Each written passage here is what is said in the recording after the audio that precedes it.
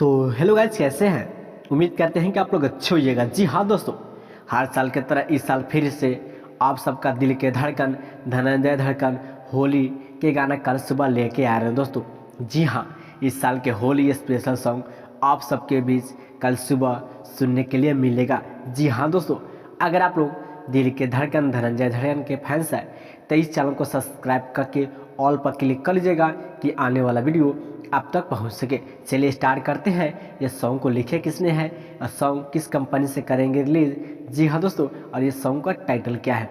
बात करें, ये सॉन्ग को लिखे हैं राहुल राशिक जी। जी हाँ, राहुल राशिक जी ये सॉन्ग को लिखे हैं और सॉन्ग का टाइटल है दोस्तों 76 के केस। जी हाँ दोस्तों, 76 के केस, जो कि सॉन्ग का टाइटल बताया जा रहा है दोस्तों, जो कि धनंजय धड़कन इंटरटेनमेंट चैनल से कल सुबह धनंजय धड़कन ये सॉन्ग को करेंगे रिलीज। जी हाँ दोस्तों, कल सुबह धनंजय धड़कन